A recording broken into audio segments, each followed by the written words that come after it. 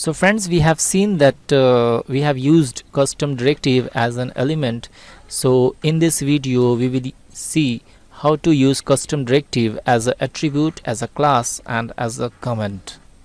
Now use it as an attribute. So for that, simply convert it to div tag div. So now I am using it as an attribute type. Let's put that also. Make fresh div as a attribute. This was as an element, and this is as a attribute. So in order to use it as an attribute, you have to write a, so it will understand that it is calling me as an attribute. So now save it and run it. So check, as an element is not coming, and as an attribute it is coming. Okay, so let's make it. So what if I want to use both these scenario? So for that, in restrict I will write both a and e together like this, and save it, run it. See, as an element is also coming, and as an attribute is also coming. Okay, so we have used directive as an element and as an attribute. Now let's use it as a class.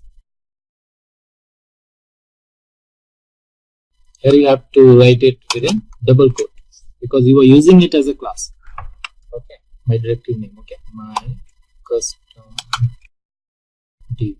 We can use it only C, or we can simply add it inside this within with this E and A. So let's make it as a single C. Then we will add this letter. So C, as a class it is coming. As a class, hello motor is coming. Okay, now using as a, and you can also use that as an element and attribute also. So AEC, if I write, it will display 3 times. See, as an element, as an attribute, and as a class. So let's use it as a comment.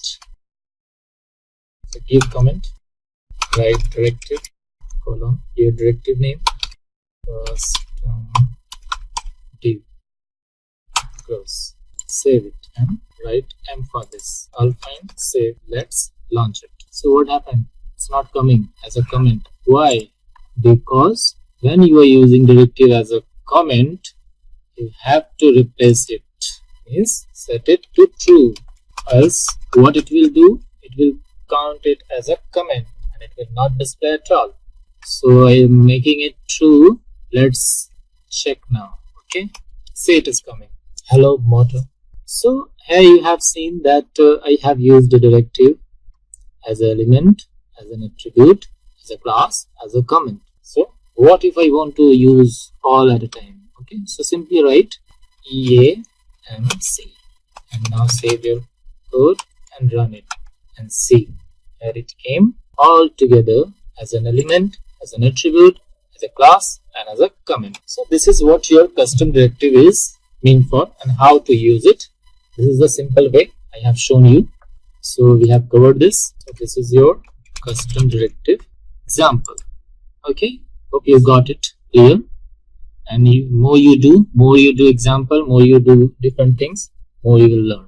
Thank you. So friends, we have seen that what is custom directive, how to use that as an attribute, as a class, and as a comment. In our next video we will see what is controller and how to use that controller.